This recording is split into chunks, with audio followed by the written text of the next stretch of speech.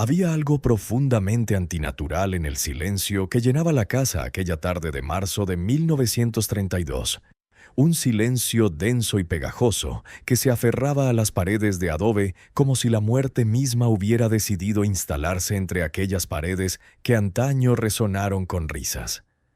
Elena Guerra permanecía inmóvil ante el ataúd de pino barato, con las manos entrelazadas sobre su vientre vacío, contemplando el rostro de cera de Tomás, su esposo, sin derramar una sola lágrima porque no le quedaba ninguna. Las había gastado todas durante los 3 meses de lenta agonía en los que lo vio marchitarse por la enfermedad de los mineros. Esa tos seca y persistente que petrificaba los pulmones hasta que el simple acto de respirar se convertía en una tortura insoportable. El olor a incienso barato y cera derretida no podía disimular el empalagoso hedor a descomposición que ya empezaba a apoderarse del cuerpo, recordándole a Elena que ni siquiera en la muerte los pobres tenían derecho a la dignidad.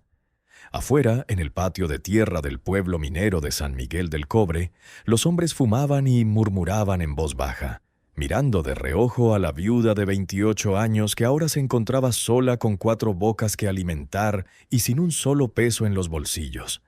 Podía sentir sus ojos sobre ella, juzgándola, calculando cuánto tardaría en quebrarse, en mendigar, en venderse por un plato de frijoles. Los niños formaban fila junto a ella como soldaditos de juguete, demasiado asustados o confundidos para llorar. Lucía, la mayor con apenas 10 años, sostenía la mano de su hermano José, de 8, quien a su vez sostenía a Ana, de 6, mientras el pequeño Miguel, de 4, se aferraba a la falda negra de su madre con los nudillos blancos. Elena sentía el peso de sus miradas infantiles en la espalda, esperando obrar magia, convertir esta pesadilla en un cuento de hadas con final feliz. Pero no había magia en el mundo real, solo deudas, hambre y el frío que se filtraba por las rendijas de las puertas mal cerradas. Si esta historia ya te está cautivando, no olvides suscribirte y darle a me gusta. Cuéntame en los comentarios desde dónde la escuchas. Me encanta saber de ti. Tomás había sido un buen hombre, de esos que se dejan la espalda trabajando bajo tierra 12 horas al día para que sus hijos se acuesten con el estómago lleno. Pero la bondad no paga las cuentas ni previene las enfermedades. Habían llegado a San Miguel 5 años antes, huyendo de la pobreza de su pueblo natal, creyendo en las promesas de los reclutadores de la minera La Esperanza Plateada, quienes les hablaban de salarios justos y vivienda digna. Lo que encontraron fue un campamento de chozas apiñadas donde el polvo de sílice flotaba constantemente en el aire como una niebla mortal, y donde hombres de 30 años en 5, tosiendo sangre negra hasta morir antes de cumplir los 40. Elena recordó la noche en que Tomás llegó a casa con la carta del capataz, ese maldito papel que lo cambió todo. Le habían informado con frialdad burocrática que, debido a su deterioro médico, ya no era apto para trabajar en los túneles profundos y que por lo tanto su contrato se rescindía de inmediato. No hubo pensión ni indemnización, solo un apretón de manos que olía a traición y la orden de desalojar la casa de la empresa en 30 días. Tomás intentó sonreír, prometiéndole que encontraría otro trabajo, que todo estaría bien, pero sus ojos hundidos ya sabían la verdad que su boca se negaba a pronunciar. Era un muerto viviente, y su familia estaba condenada a hundirse con él. Durante 3 meses, Elena vendió todo lo de valor: las ollas de cobre de su madre, su rosario de bodas de plata, incluso su mejor atuendo.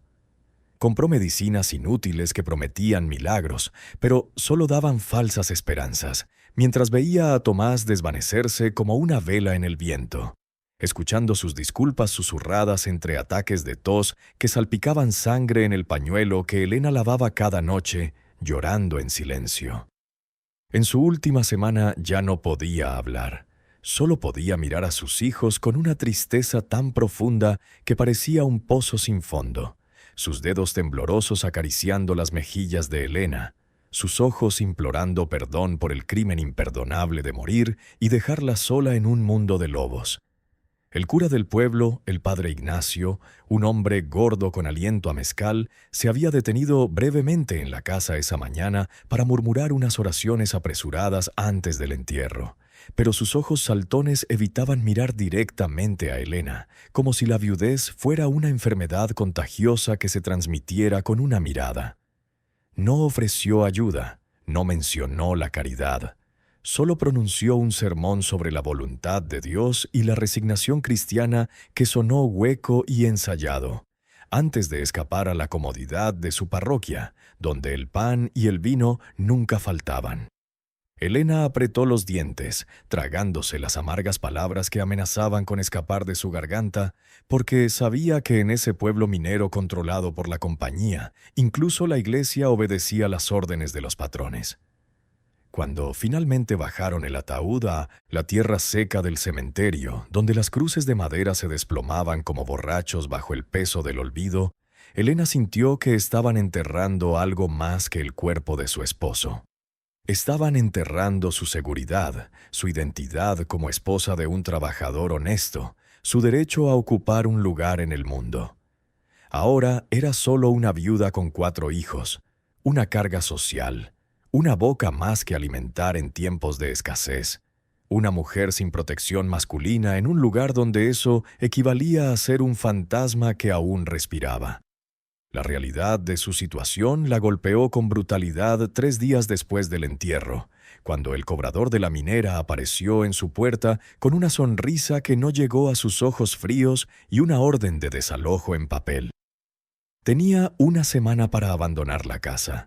Una choza de 2 habitaciones que aún olía a humedad y tenía grietas por las que se filtraba el gélido viento de la montaña.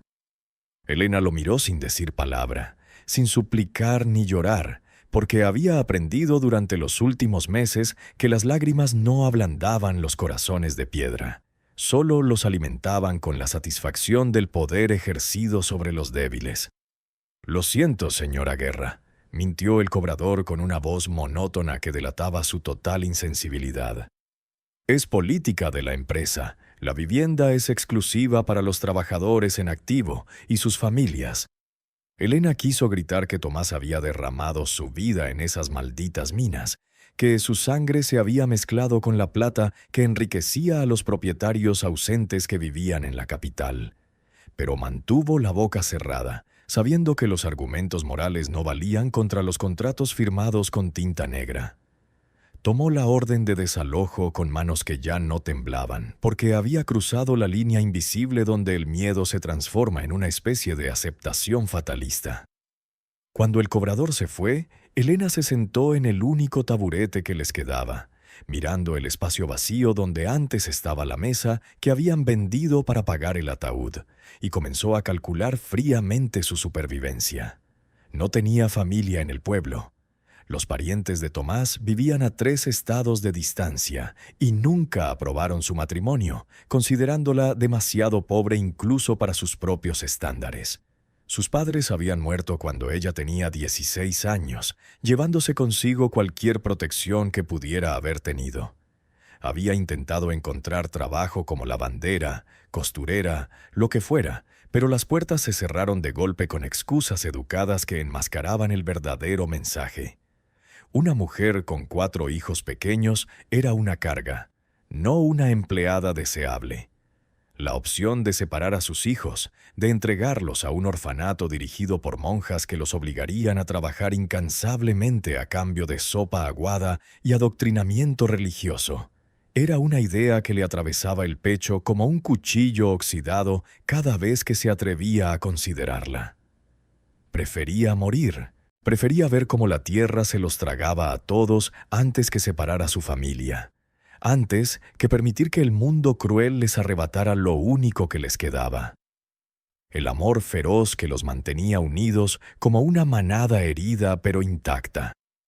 Fue en su tercer día de búsqueda desesperada, caminando por las polvorientas calles del pueblo con Miguel aferrado a su cadera y los otros 3 siguiéndola como patitos exhaustos, cuando el destino intervino de la forma más inesperada.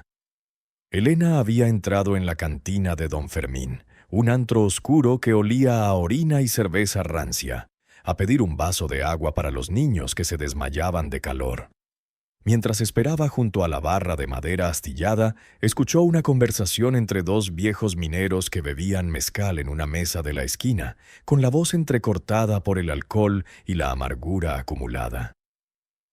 «Dicen que la viuda del difunto Esteban Guerra heredó la culebra», murmuró uno de ellos con sorna, un tuerto con la cara llena de cicatrices por los derrumbes. «Qué ironía, ¿verdad? El hermano de Tomás muere sin hijos y le deja a su cuñada la mina más maldita de toda la sierra. Como si la pobre no tuviera suficientes problemas». El otro minero, más joven pero igual de destrozado, soltó una risa seca que terminó en un ataque de tos. «La culebra no vale ni las tablas podridas que bloquean su entrada. Nadie ha sacado plata de allí en 30 años. Dicen que está embrujada, que los espíritus de los indígenas que murieron allí no te dejan trabajar en paz. El último que intentó abrir esos túneles salió gritando después de 3 horas, jurando haber visto sombras moviéndose en la oscuridad donde no debería haber nada vivo». Elena se quedó paralizada con el vaso de agua temblando en la mano, procesando las palabras como un rompecabezas cuyas piezas comenzaban a encajar, aterrador y esperanzador a la vez. Esteban Guerra, el hermano mayor de Tomás, había sido un hombre solitario y amargado que trabajaba en una pequeña mina independiente a las afueras del pueblo, lejos de la empresa y de todo contacto social. Elena solo lo había visto 3 veces en 5 años, siempre de lejos, porque culpaba a Tomás de abandonar la tradición minera familiar para trabajar como jornalero en la empresa. Cuando Esteban murió 6 meses antes en un accidente con dinamita mal colocada, nadie había reclamado su cuerpo ni sus bienes, porque nadie quería tener nada que ver con la culebra, una mina con fama de tragarse hombres y escupir locura. Pero ahora, de pie en aquella cantina pestilente, Elena comprendió que el desprecio de todos podía ser su salvación. Una mina abandonada, aunque maldita y vacía, tenía techo. Tenía paredes, tenía un lugar donde sus hijos podían dormir sin que nadie los echara, porque las piedras y la oscuridad no cobraban alquiler. La posibilidad era tan absurda, tan desesperada, que casi la hizo reír histéricamente.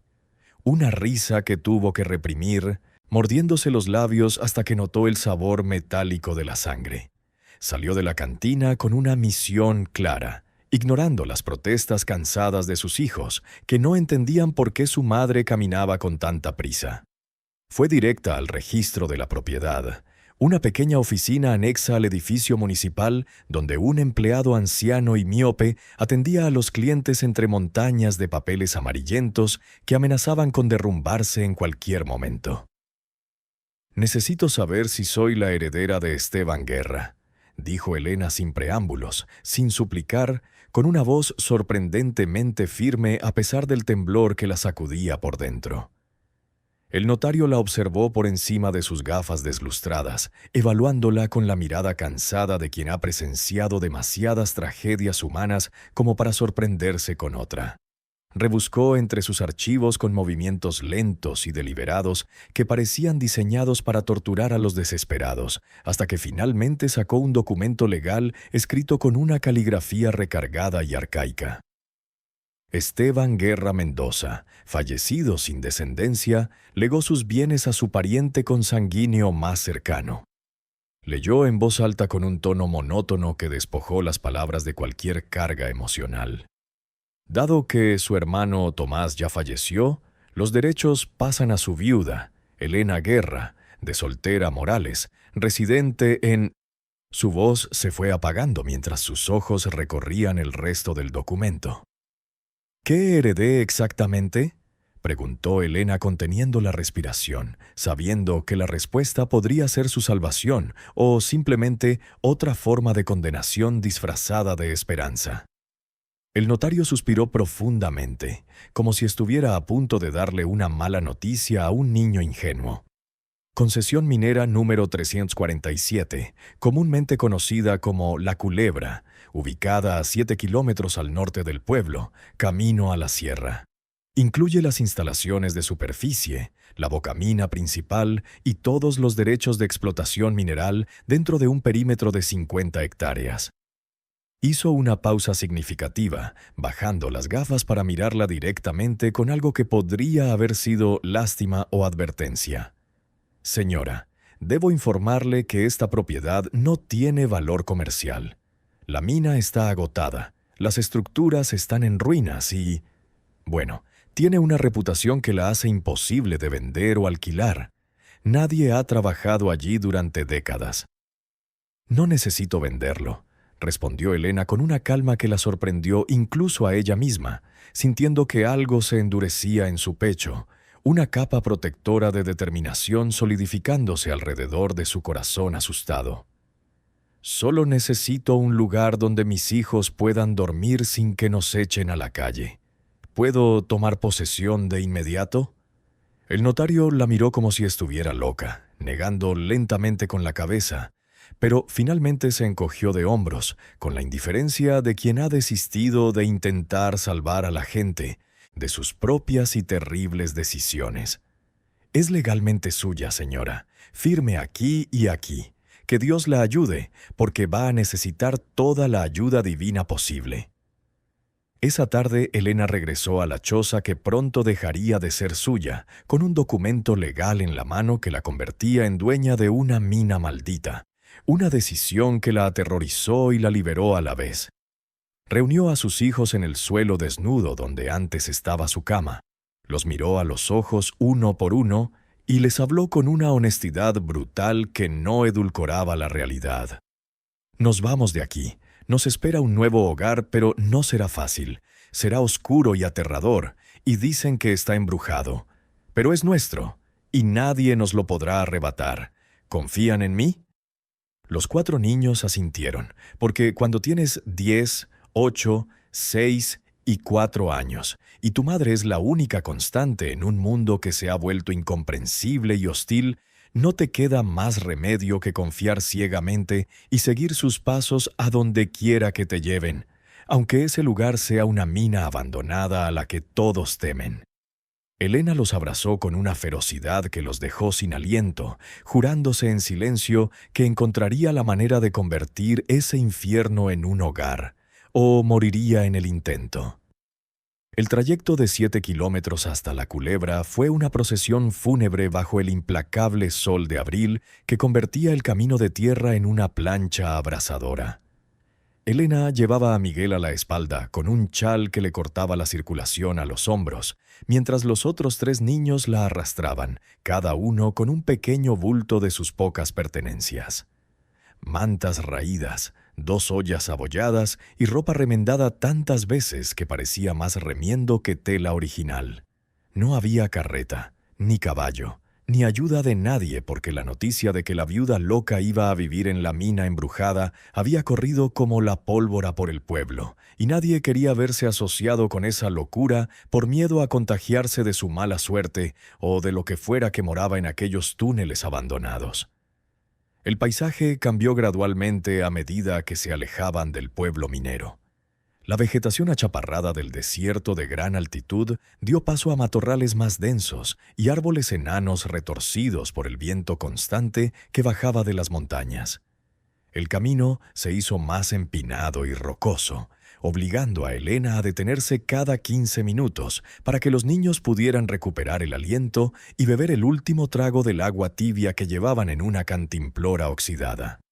Lucía, con la precoz seriedad de un niño que se ha visto obligado a crecer demasiado rápido, sostenía la mano de Ana para evitar que tropezara, mientras José caminaba en silencio con la mandíbula apretada, intentando ser fuerte como creía que su padre habría querido. Fue al doblar una curva del camino, donde los arbustos de creosota formaban una barrera espinosa a ambos lados, que vieron por primera vez su nuevo hogar, y la impresión fue suficiente para detenerlos en seco. La entrada a la Culebra estaba excavada en la ladera de una colina de roca gris y roja, como una boca abierta que se abría eternamente al vacío.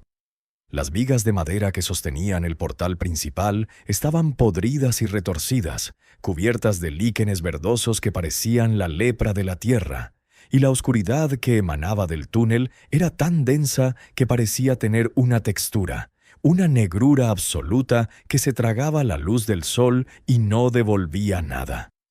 Alrededor de la entrada, esparcidas como dientes rotos, se veían estructuras derrumbadas, un cobertizo sin techo donde se guardaban herramientas, los restos de una rueda hidráulica oxidada que bombeaba agua desde el interior, y una cabaña de piedra de una sola habitación con el techo parcialmente derrumbado, cubierta de excrementos de murciélago y telarañas tan gruesas como cuerdas.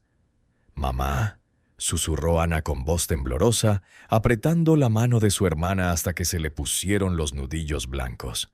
Parece la casa del diablo». Elena no la contradijo porque la niña tenía razón. El lugar exudaba una atmósfera de abandono tan profunda que parecía como si la tierra misma se hubiera rendido a la futilidad de la existencia. Pero también vio algo más con sus ojos desesperados. Vio muros de piedra aún en pie, un techo lleno de agujeros que podían repararse, una sólida puerta de madera que milagrosamente aún colgaba de sus bisagras oxidadas.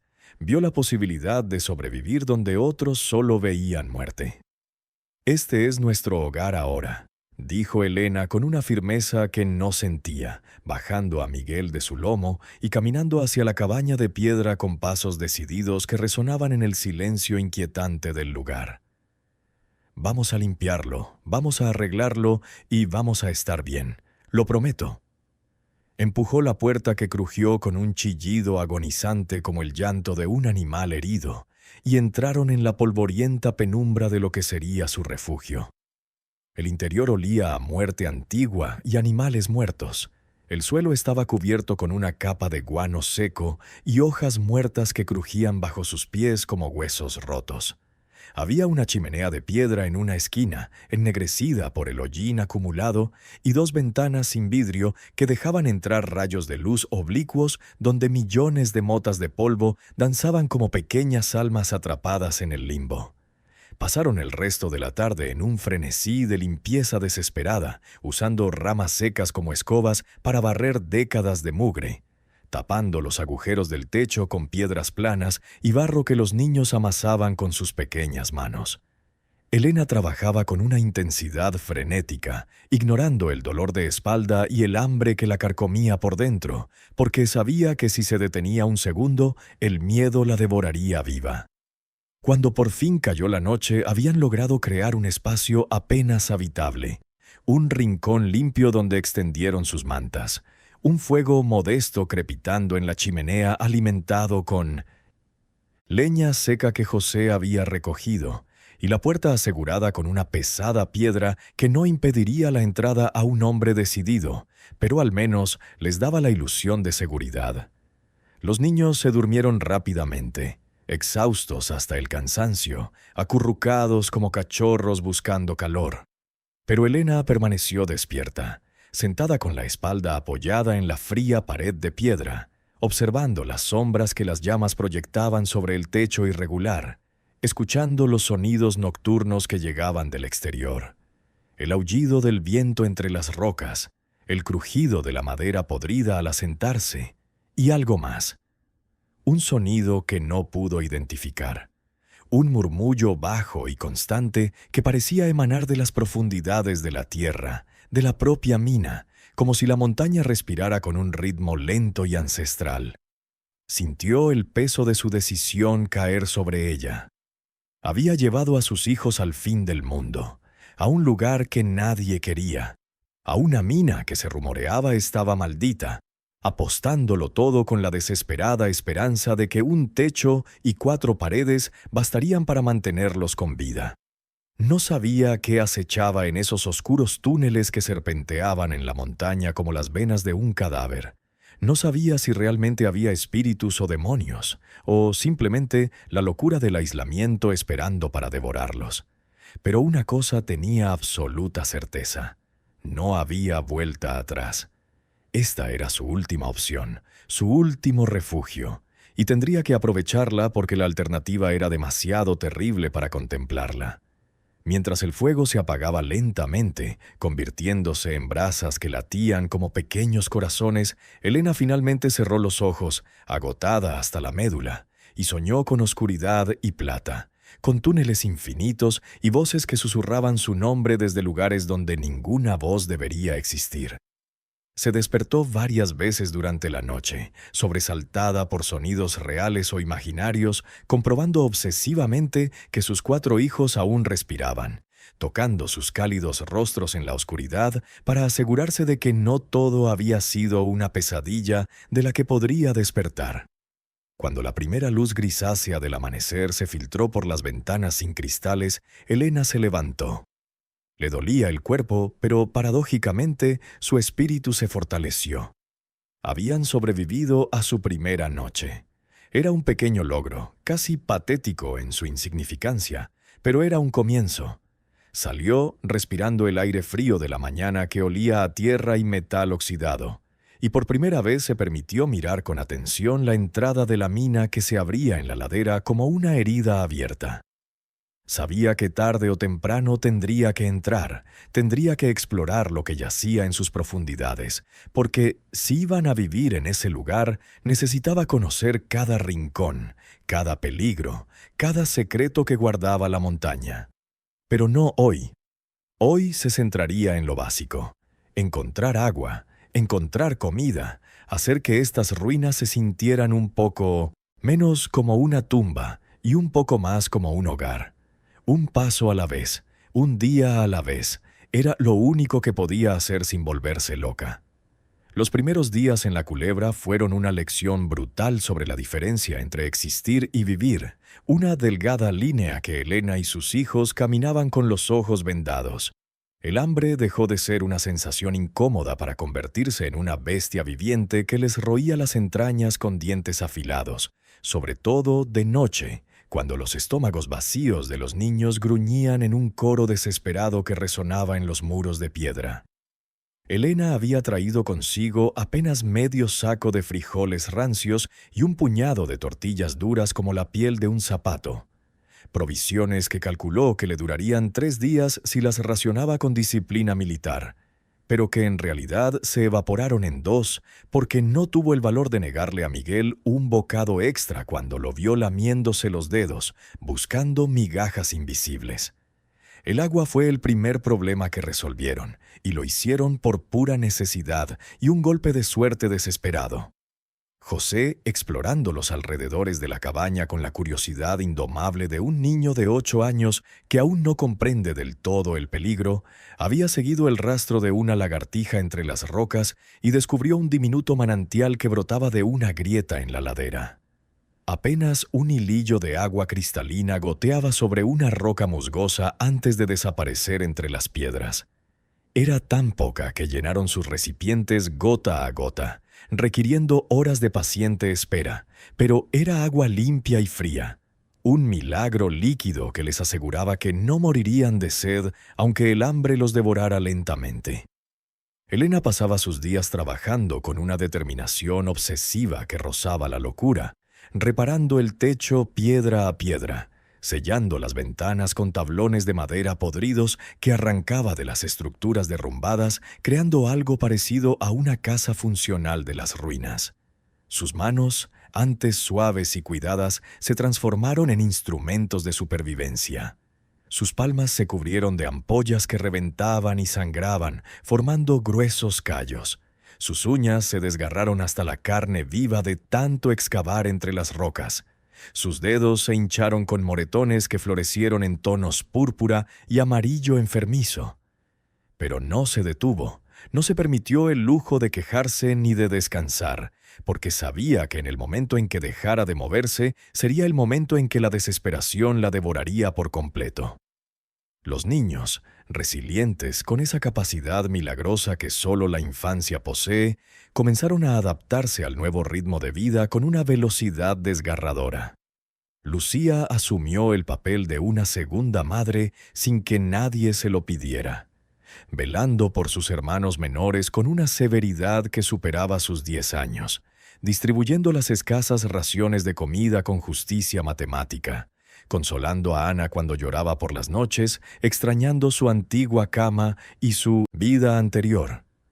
José se convirtió en el recolector oficial, saliendo cada mañana con un palo puntiagudo que usaba como lanza improvisada a buscar chumberas, raíces comestibles o cualquier cosa que no los envenenase, aprendiendo a base de ensayo y error qué plantas calmaban su hambre y cuáles les provocaban vómitos violentos. Ana, con sus 6 años y su imaginación desbordante, creó un mundo de fantasía para sobrevivir a los horrores de la realidad, convirtiendo piedras en muñecas, sombras en compañeras de juegos, hablando con voces invisibles que, según ella, vivían en las grietas de las paredes y le contaban los secretos de la montaña. Elena la escuchaba inventar elaboradas historias sobre princesas que vivían en minas de plata y dragones bondadosos que protegían a niños perdidos, y aunque le preocupaba que la soledad estuviera llevando a su hija al borde de una fantasía descontrolada, también agradecía esta vía de escape porque al menos Ana sonreía, y eso era más de lo que se podía decir de las demás. Miguel, el más pequeño, con 4 años, se volvió extraordinariamente silencioso. Un cambio inquietante para un niño que antes no paraba de hablar y hacer preguntas sin parar. Pasaba horas sentado en el suelo de tierra, moviendo piedritas de un lado a otro en patrones que solo él entendía, con sus enormes ojos oscuros fijos en algo que parecía más allá de lo que los demás podían ver.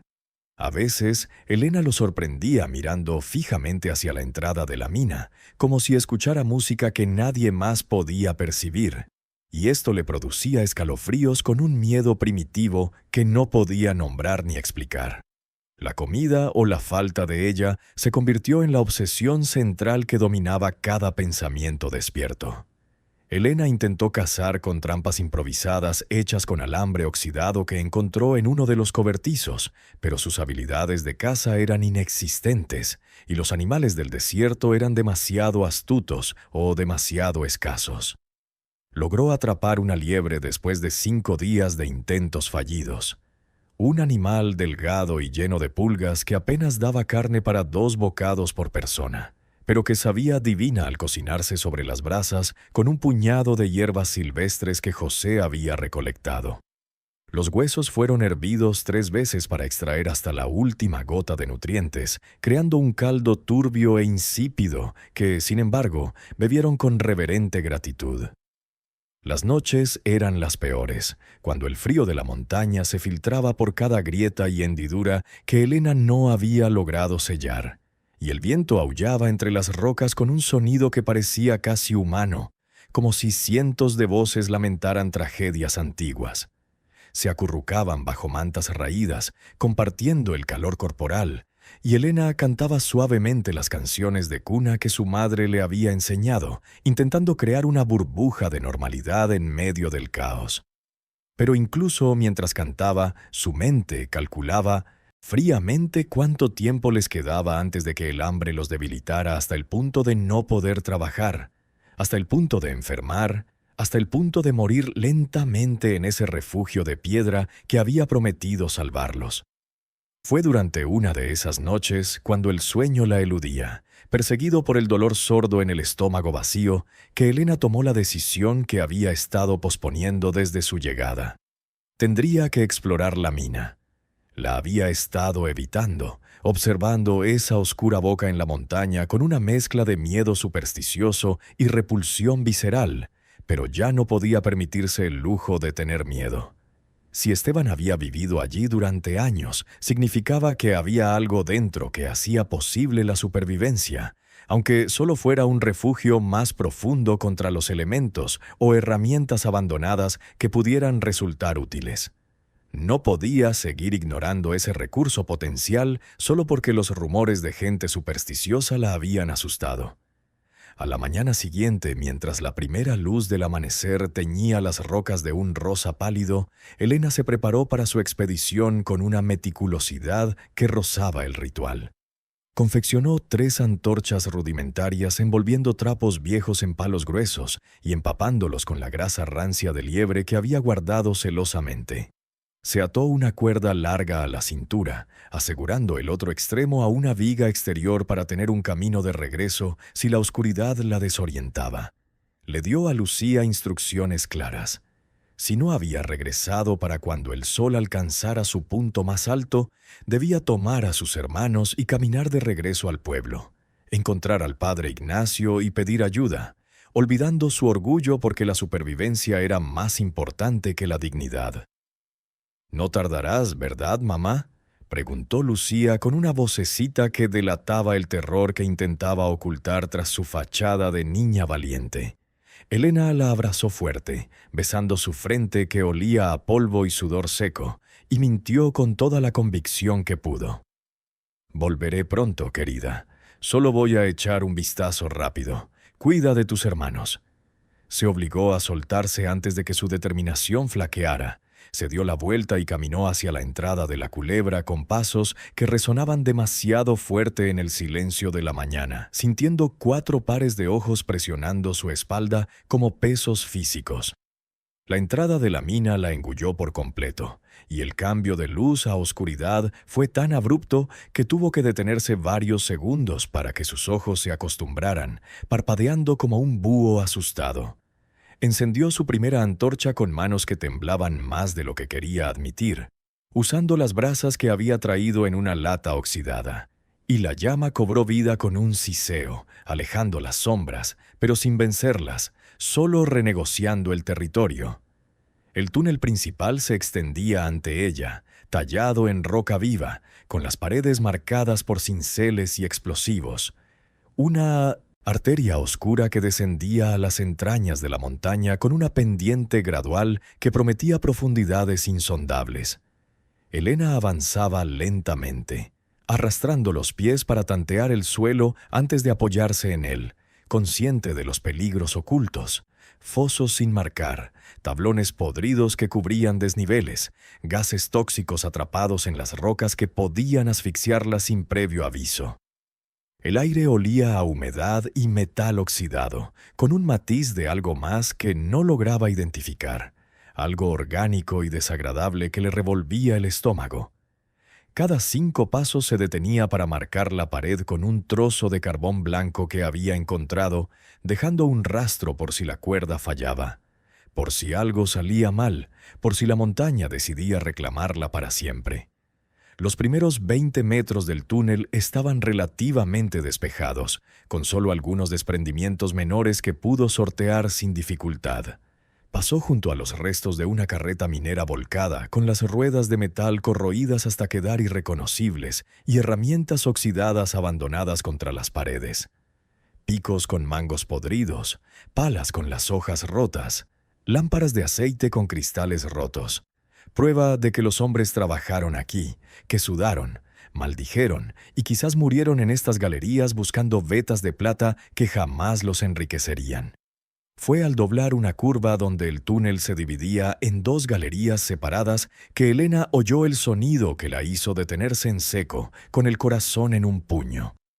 No era el crujido de la madera ni el goteo del agua filtrada lo que había estado oyendo constantemente. Era algo diferente, algo imposible. Era el sonido de alguien tosiendo. Elena se quedó paralizada. La antorcha parpadeante en su mano proyectaba sombras inquietantes sobre las paredes húmedas, mientras su mente luchaba por procesar lo que acababa de oír. La tos había sido débil, ahogada, pero inconfundiblemente humana, y provenía del túnel de la izquierda, donde la oscuridad parecía más densa, más opresiva. Todo su instinto de supervivencia le gritaba que huyera, que corriera de vuelta a la luz del sol y no volviera jamás a ese lugar maldito. Pero sus pies se negaban a moverse, clavados al suelo de piedra por una mezcla de miedo y una terrible curiosidad. «¿Hay alguien ahí?», gritó con voz áspera, rompiendo el silencio opresivo de la mina.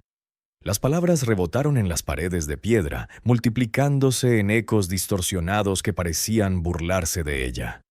No hubo respuesta, solo el goteo constante del agua en lo más profundo de su ser y el latido atronador de su propio corazón en sus oídos. Esperó, conteniendo la respiración hasta que le ardieron los pulmones, y justo cuando estaba a punto de convencerse de que había imaginado el sonido, producto del hambre y el estrés que distorsionaban sus percepciones, lo oyó de nuevo. Esta vez fue más claro, acompañado de un débil gemido que le raspó la garganta, un sonido de dolor y desesperación que reconoció perfectamente porque lo había oído de la boca de Tomás durante sus últimos días. Elena avanzó hacia el túnel izquierdo con pasos vacilantes, resistiendo con todas sus fuerzas, pero incapaz de ignorar el sufrimiento humano que la llamaba desde la oscuridad. La galería se estrechó considerablemente. Las paredes se cerraron hasta que tuvo que agacharse y girar los hombros para pasar, sintiendo la roca fría y húmeda rozarle la espalda a través de la fina tela de su vestido.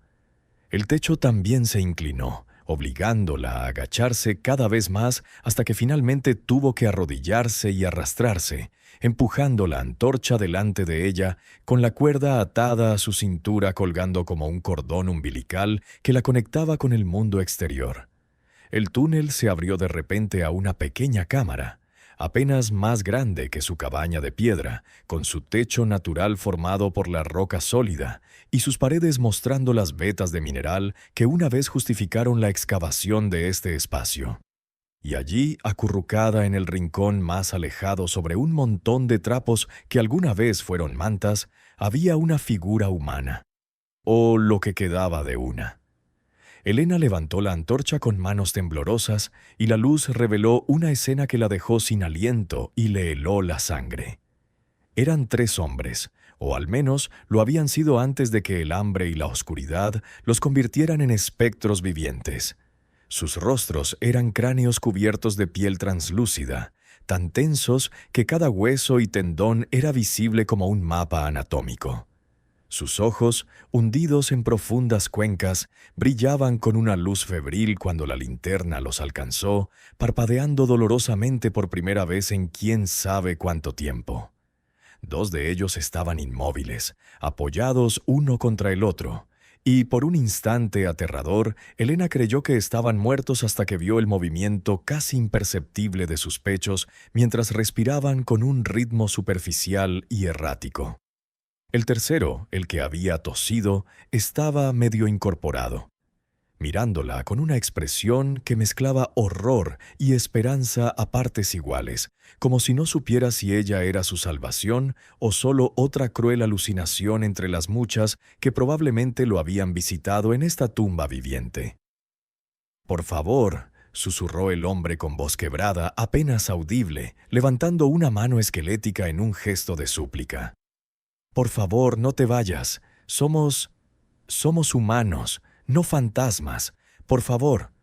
Las palabras salieron entre jadeos dolorosos, y Elena vio que tenía una herida en la pierna, una fractura mal curada donde el hueso había perforado la piel y se había infectado, con la carne alrededor hinchada y descolorida, con las vetas rojas de la sepsis trepando como enredaderas venenosas por su torso. Elena sintió que el mundo se tambaleaba bajo sus pies, aturdida por la conmoción y la incredulidad absoluta. Estos hombres estaban vivos.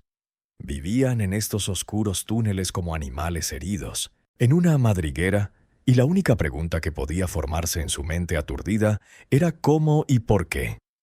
Se acercó lentamente, con cuidado de no hacer movimientos bruscos que pudieran asustarlos, y pudo ver más detalles a la luz parpadeante de la antorcha. Tenían rasgos indígenas, pómulos altos y piel cobriza bajo la mugre acumulada, y vestían harapos que antaño habían sido ropa de trabajo de mineros, pero que ahora eran poco más que tiras de tela podrida que apenas cubrían su desnudez. «¿Cuánto tiempo llevas aquí?», preguntó Elena con una voz extraña y distante incluso para ella, como si escuchara desde muy lejos. «¿Qué te pasó?». El hombre consciente cerró los ojos y una lágrima resbaló por su mejilla hundida, dejando un rastro limpio en la mugre acumulada. «2 meses», respondió con esfuerzo. Cada palabra le costaba un aliento precioso. «Quizás más. Perdí la cuenta. Corrimos. Nos perseguían. La minera. Dijeron que robamos plata, pero mentían. Solo queríamos nuestra paga. Mataron a los demás. Corrimos, nos escondimos aquí. Planeábamos irnos cuando fuera seguro, pero Pedro se cayó, se rompió la pierna y entonces la entrada se derrumbó. Estábamos atrapados. Elena recorrió la cámara con la mirada, ahora con la vista puesta en lo que buscaba, y vio la evidencia de su historia escrita en las piedras.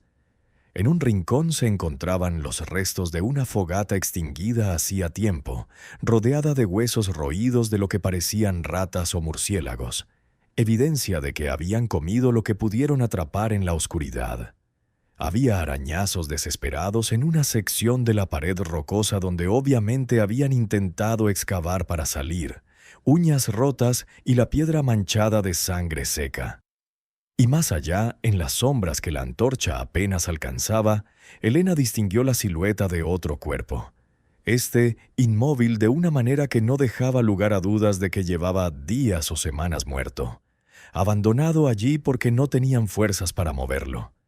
La magnitud de la decisión que ahora enfrentaba cayó sobre Elena como una losa de piedra, aplastándola con un peso que amenazaba con romperla. Estos hombres morían si no estaban ya demasiado lejos para salvarse. Ayudarlos significaría compartir las escasas provisiones que tenía. Agua apenas suficiente para sus propios hijos, comida inexistente, energía que no podía permitirse gastar. Significaría arriesgarlo todo por desconocidos, por hombres que supuestamente eran fugitivos acusados de robo, aunque su historia de ser perseguidos por exigir salarios sonaba dolorosamente creíble, dada la brutalidad de las compañías mineras. Pero mirar esos rostros demacrados, ver la desesperación absoluta en esos ojos que habían perdido toda esperanza hasta que apareció como un ángel inconsciente con una antorcha, era contemplar el futuro que podría aguardar a sus propios hijos si ella fracasaba. Si no encontraba agua, si no encontraba comida, sus hijos podrían acabar exactamente así. Esqueletos vivientes acurrucados en la oscuridad, esperando una muerte demasiado lenta. Y si eso sucediera, ¿no rogaría a alguien, a cualquiera, que mostrara la misericordia que ahora se le exigía?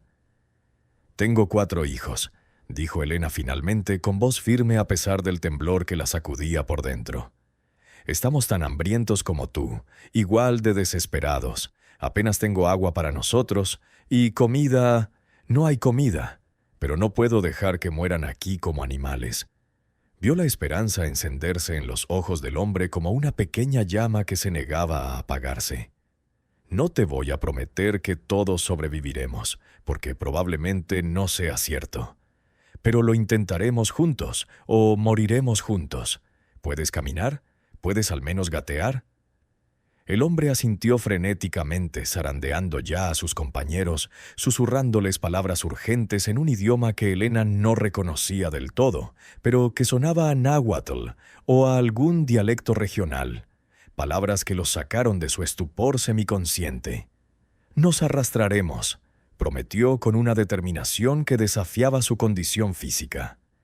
«Nos arrastraremos sobre cristales rotos si es necesario. Solo sáquenos de aquí. Solo déjennos ver el sol una vez más antes de morir».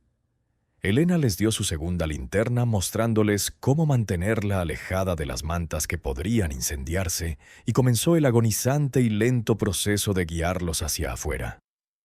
El viaje de regreso por los túneles fue una pesadilla a cámara lenta, con cada metro ganado con un esfuerzo sobrehumano. Pedro, el hombre de la pierna rota, tuvo que ser prácticamente arrastrado por sus compañeros, Mateo y Vicente, quienes, a pesar de su extrema debilidad, se negaron a dejarlo atrás, llevándolo entre ellos con brazos que temblaban violentamente por el esfuerzo. Elena iba delante con su linterna, marcando el camino, deteniéndose cada pocos pasos para esperar a que los alcanzaran, escuchando sus gemidos de dolor que resonaban en los muros de piedra como un coro de almas en el purgatorio. Cuando finalmente emergieron a la cegadora luz del mediodía, los 3 hombres se desplomaron en el suelo como sacos de huesos, cubriéndose el rostro con brazos esqueléticos mientras lloraban desconsoladamente, sollozos secos y dolorosos que les subían de lo más profundo de la garganta. Los hijos de Elena, que esperaban con creciente ansiedad cerca de la entrada, retrocedieron de miedo al ver a estas criaturas demacradas que parecían más cadáveres animados que seres humanos, y Miguel rompió a llorar, escondiéndose detrás de Lucía mientras señalaba a los desconocidos con dedos temblorosos. «Tranquilos», dijo Elena con una firmeza que no sentía, arrodillándose para estar a la altura de sus hijos y obligándolos a mirarla a los ojos. «Son personas que necesitan ayuda, igual que nosotros. Vamos a ayudarlos porque eso es lo que hacen las buenas familias. ¿Entiendes?» Lucía fue la primera en asentir, con el rostro serio procesando esta nueva realidad con la rapidez de adaptación de los niños.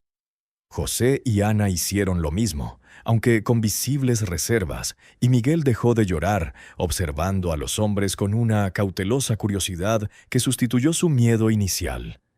Elena los instaló en el cobertizo menos dañado, el que aún conservaba la mitad del techo intacto, creando una zona separada de la cabaña principal porque desconocía qué enfermedades podrían estar incubando y no podía arriesgarse a que sus hijos se contagiaran directamente. Les dio agua de manantial, gota a gota, obligándolos a beber despacio, porque sabía que dar demasiada y demasiado rápido a estómagos que llevaban tanto tiempo vacíos podría matarlos tan seguramente como la inanición. No tenía comida para darles más que un puñado de raíces amargas que José había recogido, pero los hombres las devoraron como si fuera un festín real, masticando con los ojos cerrados en éxtasis. Durante los 3 días siguientes, Elena se convirtió en enfermera, minera y cazadora a la vez, multiplicando roles que la dejaban exhausta hasta el punto de desmayarse.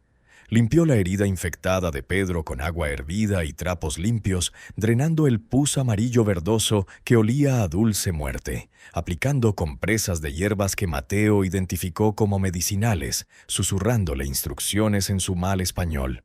Resultó que Mateo había sido curandero en su aldea antes de que la necesidad lo obligara a trabajar en las minas. Y aunque estaba debilitado hasta la indefensión, su conocimiento era el tesoro más valioso que Elena pudo haber encontrado en esos oscuros túneles. Vicente, el menor de los 3, con apenas 20 años pero con la mirada de un anciano hastiado del mundo, recuperó las fuerzas con sorprendente rapidez al tener agua y algo de comida, y comenzó a ayudar a José en sus expediciones de recolección de alimentos, mostrándole qué cactus daban frutos comestibles y cómo cavar para encontrar los tubérculos que crecían bajo tierra. La combinación de su conocimiento del desierto adquirido en su infancia rural antes de las minas y la incansable energía de José comenzó a traer provisiones más sustanciosas. Tunas sin espinas, atunes dulces y raíces de yuca silvestre que se podían asar hasta quedar casi apetecibles. Fue durante una de esas expediciones, 5 días después del rescate, que Vicente y José regresaron no solo con comida, sino con información que lo cambiaría todo. «Doña Elena», llamó Vicente con urgencia, con la voz aún débil pero llena de emoción. «El niño encontró algo. Tienes que venir a verlo». Elena lo siguió montaña arriba, trepando por rocas sueltas que amenazaban con torcerse los tobillos, hasta que llegaron a un afloramiento rocoso donde el agua de deshielo de las montañas había erosionado la piedra, creando un pequeño arroyo estacional que ahora estaba casi seco, pero aún mostraba claramente su curso. José señaló con entusiasmo una sección de roca expuesta, donde el agua había arrastrado el sedimento superficial, revelando vetas de un gris brillante que recorrían la piedra como cicatrices metálicas. Vicente se arrodilló, sacó una piedra afilada de su bolsillo y raspó con cuidado la superficie, recogiendo el polvo resultante en la palma de la mano. Lo examinó a la luz del sol, frotándolo entre dedos expertos, y luego miró a Elena con una expresión que mezclaba incredulidad con algo parecido a la alegría. «Es plata, señora, plata de alta calidad. Y mire», señaló el curso del arroyo que fluía directamente desde arriba, desde la zona donde se abría la entrada a la culebra.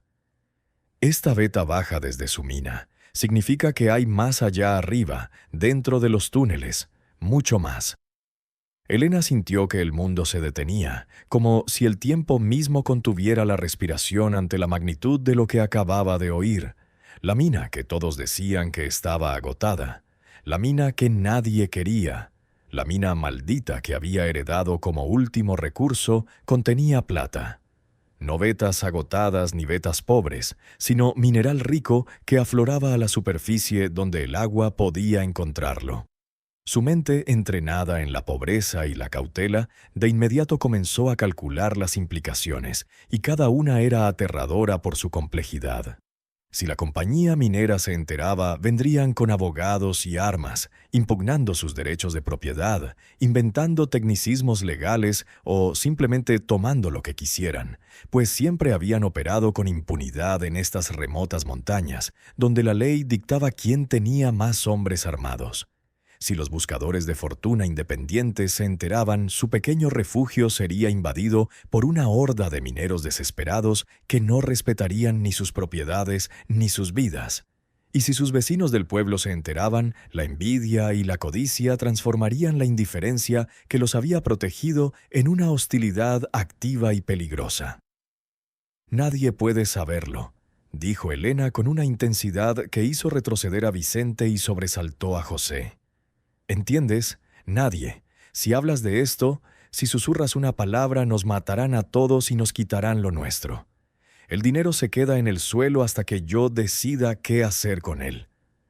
Vicente asintió de inmediato, comprendiendo plenamente el peligro, pues él y sus compañeros habían sido perseguidos casi hasta la muerte por mucho menos.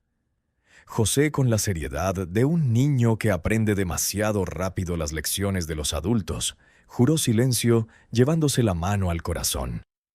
Esa noche, después de que los niños se durmieran y los hombres descansaran en su cobertizo, Elena se sentó sola bajo las estrellas, con las rodillas dobladas contra el pecho, contemplando la oscura entrada de la mina, que ya no parecía una boca abierta que conducía a la muerte, sino una puerta a la posibilidad.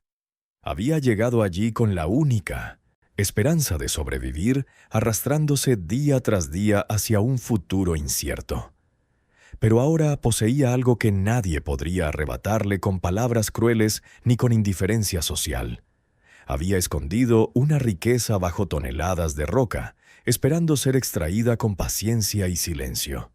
Sin embargo, esa posibilidad trajo consigo un peso moral que la oprimió como una piedra en el pecho. Ahora tenía a 3 hombres bajo su protección, hombres que habían sido perseguidos y casi asesinados por la misma compañía minera que probablemente reclamaría la propiedad si descubrían el verdadero valor de la culebra. Mateo le había contado toda la historia esa tarde, con la voz quebrada por la vergüenza y el trauma. Habían trabajado durante meses sin cobrar el salario completo, alimentados con promesas y amenazas, hasta que finalmente exigieron lo que se les debía. La respuesta de la compañía fue acusarlos de robar mineral de los almacenes y enviar a sus matones armados a hacer justicia. 6 hombres huyeron aquella noche sangrienta. Solo 3 lograron llegar a la culebra, escondidos en los túneles que conocían vagamente por los rumores entre los mineros. Los otros 3 fueron perseguidos como animales, y sus cuerpos fueron abandonados en las zanjas como advertencia para cualquiera que se atreviera a desafiar el orden establecido. Elena comprendió entonces que el destino le había dado no solo una mina de plata, sino también la responsabilidad de proteger vidas que el mundo consideraba desechables, al igual que la había considerado a ella y a sus hijos desechables. Era una responsabilidad que no había pedido, pero que no podía rechazar sin convertirse en el mismo monstruo que los había condenado al exilio y a la muerte. «No seremos como ellos», susurró Elena a las estrellas indiferentes, haciéndose una promesa a sí misma y al universo. «Sobreviviremos sin pisotear a otros para salir adelante. Seremos diferentes». No sabía si sería posible cumplir esa promesa en un mundo que premiaba la crueldad y castigaba la compasión, pero tenía que intentarlo porque la alternativa era perder no solo la vida, sino también el alma. y su alma era lo único que le quedaba intacto después de todo lo que había sufrido. Los días siguientes se convirtieron en una delicada danza de supervivencia y planificación secreta. Pedro permaneció postrado en cama, con la pierna sanando con dolorosa lentitud, pero al menos sin progresar hacia la gangrena que Elena temía. Mateo, recuperando fuerzas día a día, comenzó a enseñarle sobre plantas medicinales, enseñándole a preparar infusiones que bajaban la fiebre y cataplasmas que aceleraban la cicatrización de heridas. Vicente y José se volvieron inseparables. El joven y el niño formaron un equipo de caza y recolección que traía provisiones cada vez más abundantes. Huevos de codorniz robados de nidos ocultos, algún que otro conejo atrapado en trampas mejoradas, raíces nutritivas que sabían a tierra pero les llenaban el estómago. Ana y Lucía, inicialmente recelosas de los desconocidos, comenzaron a ablandarse al ver que los hombres trataban a su madre con reverencia, llamándola Doña Elena, e inclinando la cabeza cuando ella hablaba, reconociendo su autoridad como salvadora y líder. Miguel, con su inquietante silencio, parecía fascinado por Mateo, sentado junto a él durante horas mientras el curandero trabajaba con hierbas, absorbiendo conocimiento mediante la observación silenciosa. La familia de 5 se había expandido a 8, una extraña tribu unida no por la sangre, sino por la necesidad mutua y un secreto compartido que los unía más fuertemente que cualquier parentesco. Una tarde, mientras el sol empezaba a descender, tiñendo las rocas de oro líquido, Vicente se acercó a Elena con expresión seria, retorciendo su sombrero remendado entre sus manos callosas. «Doña Elena, tenemos que hablar de la mina, de lo que vamos a hacer». Elena lo miró largo rato, evaluando su sinceridad, buscando indicios de traición o ambición egoísta, y solo halló cansada honestidad en esos ojos oscuros. Asintió y caminaron juntos hacia un lugar apartado donde no pudieran ser oídos, ni siquiera por los oídos curiosos de los niños. «Sé trabajar en las minas», empezó Vicente sin preámbulos. «Llevo 10 años bajo tierra desde que tenía tu edad», dijo señalando a José.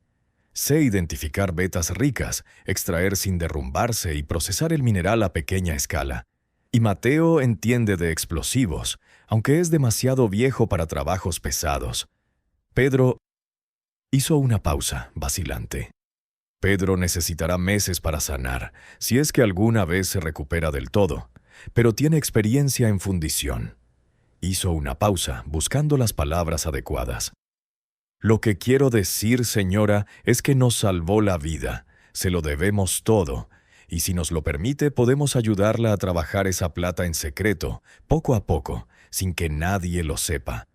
Podemos ser sus socios o sus empleados, lo que usted prefiera, pero no puede hacerlo sola». Elena llevaba días pensando lo mismo, con el problema molestándola como una piedra en el zapato. No tenía conocimientos de minería más allá de lo que había observado viviendo en un pueblo minero, y desde luego no tenía la fuerza física para trabajar en los túneles subterráneos. Necesitaba ayuda, necesitaba experiencia, pero la idea de confiar su secreto y su futuro a 3 hombres que apenas conocía le aterraba. Sin embargo, al mirar a Vicente, al ver la genuina gratitud en su actitud y al oír la brutal lógica de su situación, comprendió que no tenía otra opción. «Socios», dijo finalmente extendiendo la mano en un gesto que sellaría su destino compartido. «Trabajamos la mina juntos, vendemos el mineral en secreto y repartimos las ganancias a partes iguales. Pero hay reglas. Nadie habla de esto fuera de nosotros 8. Nadie se emborracha y suelta la lengua. Y si alguien nos traiciona…» Su voz se apagó, pero ambos sabían lo que significaba. Traición significaba la muerte, porque si se revelaba el secreto, todos morirían de todos modos, ya fuera a manos de la compañía o de los cazafortunas.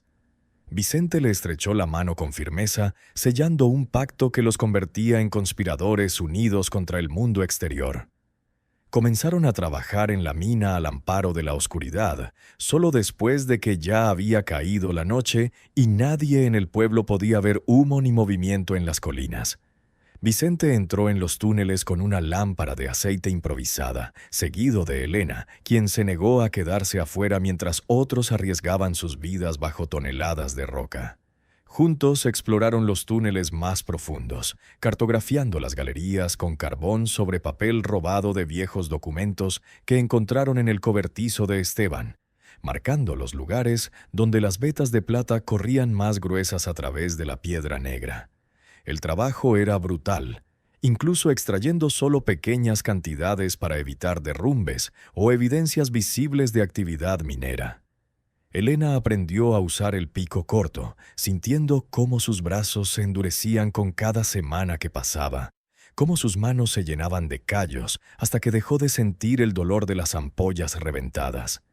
Aprendió a interpretar la roca, a escuchar los crujidos que advertían de inestabilidad, a moverse en la oscuridad casi total con la confianza de quien renace en las entrañas de la tierra. Una vez que Mateo recuperó las fuerzas suficientes, construyó un horno de fundición primitivo en una cueva natural alejada de la cabaña, oculto entre rocas y vegetación espinosa, donde podían procesar el mineral en secreto. El proceso era largo y laborioso. Trituraban la roca con martillos de piedra, la mezclaban con carbón vegetal que obtenían quemando madera en fosas cubiertas. Fundían la mezcla hasta que la plata líquida se separaba de la escoria inservible y la vertían en moldes improvisados de barro cocido. El resultado eran barras de plata irregulares que Vicente viajaba a vender en pueblos lejanos, lugares donde nadie las conocía, inventando historias sobre herencias y ahorros familiares para explicar sus productos. 6 semanas después de descubrir a los hombres en la mina, la pequeña comunidad de La Culebra había encontrado un ritmo de vida frágil, balanceándose entre la creciente prosperidad y el peligro constante. Las barras de plata que Vicente vendía en sus viajes cada vez más frecuentes habían aportado recursos que transformaron su desesperada lucha por la supervivencia en algo parecido a la vida real. Sacos de maíz y frijoles, herramientas nuevas que no se rompían al primer uso, mantas gruesas que los protegían del frío nocturno de la montaña, y lo más importante, medicinas reales que aceleraron la recuperación de Pedro hasta el punto de poder caminar con la ayuda de un bastón tallado. Pero la prosperidad, por modesta que fuera, no podía ocultarse por completo. Las mejillas de los niños estaban menos hundidas. Elena ya no se movía con la lentitud agotada de quien está al borde del colapso. Y cuando Vicente pasaba por el pueblo, camino de los mercados lejanos, vestía ropas remendadas pero limpias en lugar de harapos. Ojos atentos comenzaron a observar, lenguas chismosas comenzaron a susurrar, y preguntas no formuladas flotaban en el aire como moscas alrededor de carne podrida. La primera señal de problemas llegó con don Sebastián, el tendero del pueblo que una vez le negó el crédito a Elena cuando ella pidió un poco de harina para sus hijos hambrientos. Apareció una tarde montado en un burro que parecía tan malhumorado como su dueño, subiendo el empinado sendero hacia La Culebra, con la respiración entrecortada y la cara roja por el esfuerzo. Elena lo vio acercarse de lejos y sintió un nudo en el estómago, anticipando el peligro, indicando en silencio a los niños que entraran en la cabaña y a Vicente que desapareciera entre las colinas, donde no pudieran verlo. «Doña Elena», la saludó don Sebastián con una sonrisa untuosa que no llegó a sus ojos calculadores, desmontando del burro con gruñidos de esfuerzo. «Qué sorpresa encontrarla tan próspera. Todo el pueblo habla de la viuda que vino aquí a morir, y resulta que vive mejor que muchos de nosotros». Sus palabras estaban salpicadas de insinuaciones venenosas, cada sílaba una acusación apenas velada. Me preguntaba cómo se las arregla, sin un hombre que la mantenga, sin un trabajo visible. Es curioso. Elena lo miró fijamente a los ojos sin pestañear, con una expresión tan dura como la piedra que había aprendido a mostrar al mundo exterior. «Vivo de lo que me dejó mi difunto cuñado, una mina que todos ustedes consideraban inútil. Aquí hay herramientas, materiales que puedo vender como chatarra. No es asunto suyo cómo alimento a mis hijos, don Sebastián, sobre todo teniendo en cuenta que me cerró la puerta en las narices cuando los míos se morían de hambre. La amargura en su voz era como ácido ardiente, un recordatorio constante de cada humillación que había sufrido en ese pueblo maldito. El tendero se estremeció levemente ante el ataque verbal, pero enseguida recuperó su astucia de comerciante. No vine a pelear, señora, sino a ofrecer ayuda. Tengo contactos de negocios. Si tiene algo de valor para vender, puedo conseguirle mejores precios que cualquier intermediario. Por una modesta comisión, claro está. Sus ojos recorrieron la zona con una ansiedad apenas disimulada, buscando pruebas de lo que sospechaba. Que Elena había encontrado algo valioso en esas malditas colinas y se lo estaba guardando. «No tengo nada que requiera sus servicios», respondió Elena con frialdad seca, «y le agradecería que respetara mi privacidad y no regresara sin invitación. Buenos días, don Sebastián». Giró sobre sus talones sin esperar respuesta, caminando hacia la cabaña con la espalda rígida, sintiendo la mirada del tendero clavándose en sus omóplatos como un cuchillo. Oyó su respiración frustrada, el murmullo de maldiciones en voz baja y, finalmente, el sonido de cascos que se alejaban montaña abajo. Pero sabía que esto era solo el principio. Esa noche, reunidos alrededor del fuego mientras los niños más pequeños dormían, Elena compartió sus preocupaciones con Vicente, Mateo y Pedro. Ya no somos invisibles. La gente nota que no nos morimos de hambre, y eso despierta su curiosidad.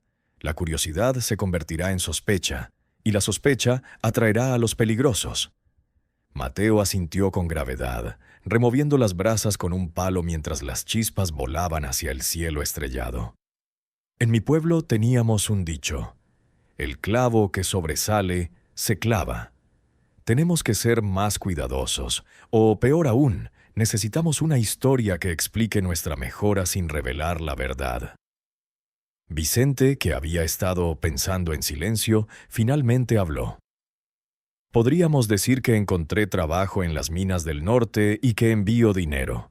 Es creíble. Muchos hombres dejan a sus familias durante meses para trabajar en los lejanos campamentos mineros. Era una buena mentira, pulida por la necesidad, pero Elena sabía que las mentiras tenían una vida corta en pueblos pequeños donde todos se vigilaban entre sí. Necesitaban algo más sólido, una protección real contra la codicia que inevitablemente los perseguiría. La crisis se intensificó con violencia repentina 3 días después, cuando Ana enfermó de fiebre que la dejó delirando en su cama improvisada, llamando a su padre muerto entre violentos escalofríos que sacudían su pequeño cuerpo como una muñeca de trapo. Elena reconoció los síntomas con terror gélido: malaria o tifoidea, enfermedades que mataban a niños en las montañas con brutal regularidad. Mateo preparó todas las infusiones que conocía, aplicó compresas frías y susurró antiguas oraciones en náhuatl, pero la fiebre subió implacablemente, cocinando el cerebro de la niña hasta que ya no reconoció a su propia madre. «Necesita medicina de verdad», dijo Mateo con la voz quebrada por la impotencia. «Las hierbas no bastan, quinina si es malaria, antibióticos si se pueden conseguir. Sin eso…» Su voz se fue apagando, pero todos entendieron lo que no decía. Sin la medicina moderna, Ana moriría, y la muerte de un hijo destrozaría a Elena de una forma que jamás recuperaría. Vicente se ofreció de inmediato a ir al pueblo, pero Elena sabía que el médico del pueblo, el doctor Carrillo, trabajaba para la minera y probablemente denunciaría cualquier transacción sospechosa que implicara sumas importantes de dinero. No tenía opción. Tendría que ir ella misma, humillarse de nuevo ante quienes la habían rechazado, suplicar por la vida de su hija y pagar el precio que exigieran. Se vistió con sus ropas menos andrajosas, escondió una bolsita de monedas de plata en el forro de su falda y comenzó el descenso hacia San Miguel del Cobre. Le temblaban las piernas, no de cansancio, sino de puro miedo. Lucía la siguió hasta el borde del camino, con lágrimas silenciosas corriendo por sus mejillas. «Trae la medicina, mamá. Por favor, trae la medicina». Elena la abrazó con fuerza, besando su frente que olía a humo de leña y sudor de niño, y le prometió algo que no estaba segura de poder cumplir. El pueblo la recibió con la misma hostilidad apenas contenida que recordaba de su última visita, desviando la mirada cuando intentaba establecer contacto visual, interrumpiendo las conversaciones bruscamente al pasar. Caminó directamente a la consulta del doctor Carrillo, un edificio encalado con una cruz roja pintada en la puerta, y entró sin llamar, interrumpiendo la consulta de una mujer embarazada que la miró con evidente desprecio antes de recoger sus cosas y salir apresuradamente, como si la pobreza de Elena fuera contagiosa. El doctor Carrillo era un hombre de mediana edad con bigote depilado y modales afectados, imitando a los médicos de la capital, intentando mantener una apariencia de sofisticación en ese pueblo polvoriento. Levantó la vista de sus notas con evidente irritación, pero su expresión se transformó en sorpresa al reconocer a la viuda de Tomás Guerra. «Señora Guerra, creí que se había mudado lejos». Sus palabras cargaban con el peso de todas las suposiciones sobre su destino, que había muerto, desaparecido, o al menos había tenido la decencia de ir a un lugar donde no pudiera recordarle su fracaso colectivo al no ayudarla. «Mi hija está enferma, fiebre alta, delirio, escalofríos, necesito quinina, antibióticos, lo que tenga». Elena dejó la bolsa de monedas sobre el escritorio del médico con un sonido metálico que resonó en la silenciosa habitación. «Puedo pagar, en efectivo». Vio que la mirada de Carrillo se posaba en la bolsa, calculando su peso, y luego la miraba con una curiosidad nueva y peligrosa. «¿Cómo la consiguió?» «Eso no es asunto tuyo. ¿Tiene la medicación o no?» Elena mantuvo la voz firme, pero por dentro sentía el pánico apretándole la garganta como manos invisibles. Cada segundo que pasaban discutiendo era un segundo que Ana pasaba ardiendo viva por dentro. El médico se recostó en su silla, entrelazando los dedos sobre su prominente vientre, observándola con la expresión de un gato que ha acorralado a un ratón. «Tengo quinina, tengo sulfamidas, pero son medicamentos caros, importados, y tengo que preguntarme». Hizo una pausa dramática saboreando su poder. ¿Cómo es que una viuda sin recursos de repente tiene dinero para pagar tratamientos que muchos hombres trabajadores no pueden permitirse? Elena comprendió en ese momento que el interrogatorio no se debía a la curiosidad médica, sino a una extorsión. Carrillo percibió una oportunidad, la posibilidad de descubrir un secreto que pudiera monetizar. «Vendí las herramientas de mi cuñado, chatarra y equipo viejo. Ahora, ¿me vas a vender las medicinas o tendré que irme a otro pueblo mientras mi hija muere?» La amenaza era clara. Si se negaba, ella se iría a otro lugar y él perdería tanto la venta como la información que buscaba. Si esta historia te tiene en vilo, suscríbete y activa las notificaciones para no perderte ninguna. Tu apoyo es fundamental para mí. El médico, al ver que presionaba demasiado, cambió de táctica con la suavidad de una serpiente, ajustando su agarre. «Por supuesto, señora. Disculpe mi cautela profesional. Demasiadas cajas de medicamentos vendidas a la gente equivocada. ¿Entiende?» Se levantó y fue a su botiquín, sacando viales y paquetes con sellos oficiales. «Pastillas de quinina, 2 veces al día durante 10 días. Sulfonamida en polvo para infecciones bacterianas. Esto debería...». Empezó a calcular en voz alta, inflando el precio desorbitadamente. Elena no discutió. Simplemente contó las monedas necesarias y se las acercó, tomando las medicinas con manos temblorosas de prisa. Pero justo cuando estaba a punto de irse, Carrillo volvió a hablar, con una voz despreocupada que no tenía nada de inocente. «Ah, señora Guerra, casi lo olvido. La minera La Esperanza Plateada está haciendo un nuevo estudio de propiedades en la región. Buscan concesiones más pequeñas para comprar o arrendar. Si le interesa vender esa vieja mina que heredó, el ingeniero jefe, señor Rodrigo Salazar, visitará la zona la próxima semana. Podría ser una oportunidad para aligerar su carga. La amenaza se disfrazó de oportunidad, pero Elena la escuchó con la misma claridad que una alarma. «No tengo ningún interés en vender», respondió secamente, yéndose antes de que pudiera hacerle más preguntas. Pero mientras corría de vuelta a la montaña, con la medicina aferrada al pecho, supe que había cometido un terrible error. Había exhibido mi dinero en un pueblo donde la pobreza era la norma. Había rechazado una oferta de compra que sugería que la propiedad valía más de lo que nadie creía. Y lo peor de todo, había puesto la culebra en el radar de la compañía minera que tenía los recursos y la crueldad para tomar lo que quisiera sin pedir permiso. Elena llegó a la culebra con los pulmones ardiendo y las piernas temblando, gritando por Mateo incluso antes de entrar en la cabaña. Le dio la medicina con instrucciones apresuradas que había memorizado de Carrillo, observando con el corazón en la garganta cómo el curandero disolvía las pastillas de quinina en agua tibia y las vertía gota a gota en la boca de Ana. Ana ya no tenía fuerzas para tragar y escupió la mitad del líquido que le salvó la vida. Las horas siguientes fueron una vigilia aterradora donde el tiempo se estiraba como caramelo caliente. Cada minuto parecía una hora mientras esperaban que la medicina hiciera efecto o que la fiebre ganara la batalla final. Era casi el amanecer, cuando Elena estaba apoyada contra la pared con los ojos cerrados, pero no dormida, cuando sintió una pequeña mano fría rozar su mejilla. «Mami, tengo sed». La voz de Ana era apenas un susurro ronco, pero era real. Era la vida que regresaba del borde del abismo. Elena dejó escapar un sollozo de alivio tan violento que sobresaltó a la niña, abrazándola con cuidado para no apretar demasiado su frágil cuerpo, besando su frente que ya no ardía con ese calor antinatural. La fiebre había remitido. Ana viviría. Pero el precio de esa victoria había sido alto.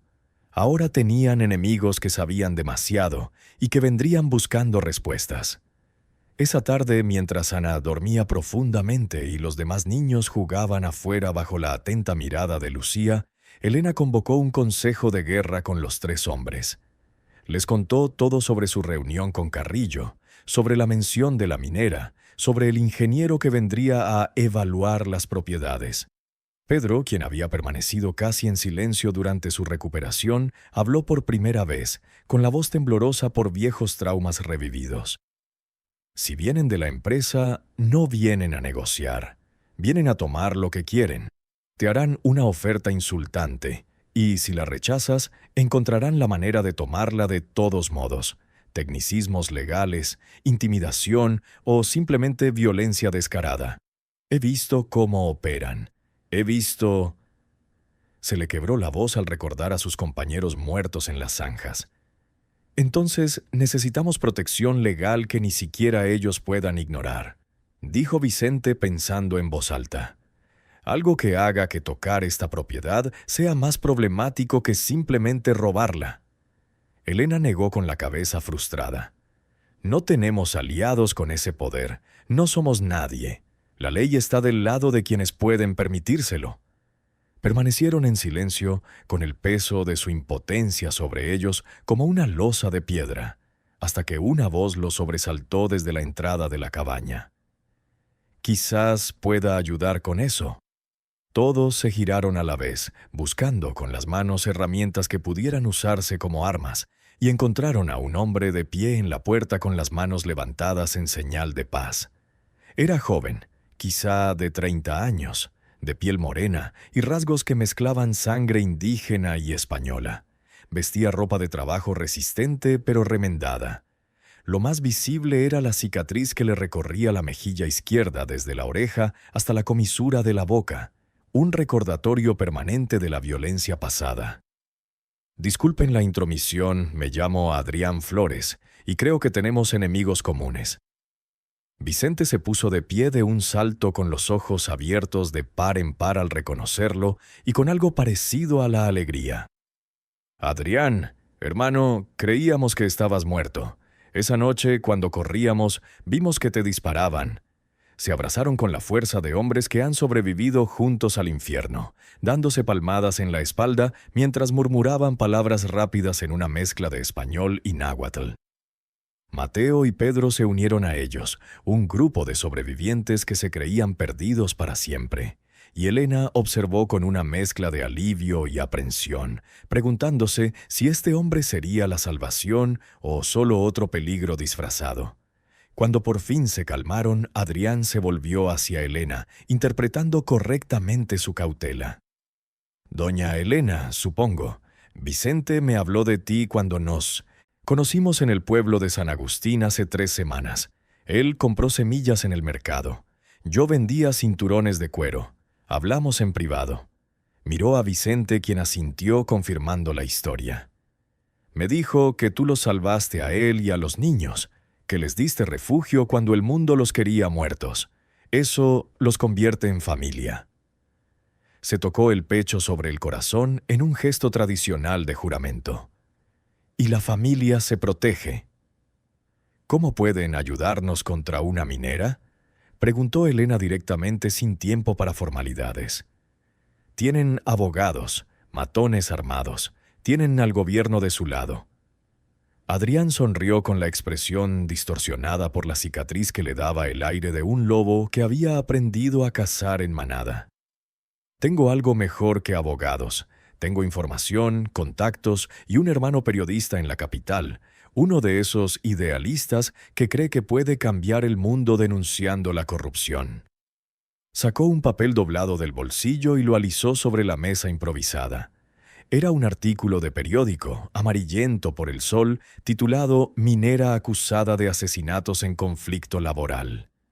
Elena leyó rápidamente, recorriendo con la mirada las palabras impresas que describían con exactitud lo ocurrido la noche en que Vicente, Mateo y Pedro huyeron para salvar sus vidas.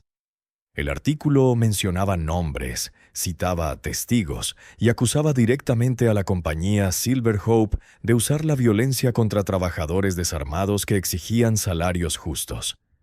«Esto se publicó hace 2 meses», dijo Elena confundida. «¿Por qué no ha habido consecuencias?», preguntó Adrián, sacudiendo la cabeza con amargura. «Porque un solo artículo no es suficiente. Lo enterraron bajo contrapropaganda y amenazas. Pero si pudiéramos darle a mi hermano más pruebas, más historias, pruebas de un patrón de abuso, podríamos construir un caso que ni siquiera sus sobornos podrían silenciar por completo». «Y mientras tanto», continuó Adrián, «necesitan protección inmediata. Por eso vine personalmente. Conozco gente, señora, mineros independientes, trabajadores despedidos, comunidades indígenas despojadas de sus tierras. Todos odian a la empresa con la misma intensidad que usted debería. Si le llega la noticia de que una viuda valiente resiste, que ha dado refugio a fugitivos perseguidos injustamente, que defiende su patrimonio de monstruos, tendrá apoyo. No ejércitos, sino ojos y oídos. Personas que le advertirán si surgen problemas, personas que testificarán si es necesario». Elena miró a Vicente, Mateo y Pedro, viendo en sus rostros la misma desesperación que sentía en su corazón. Era un gran riesgo confiar en este hombre que había aparecido de la nada con grandes promesas. Pero también era cierto que solos no tenían ninguna posibilidad contra la minera.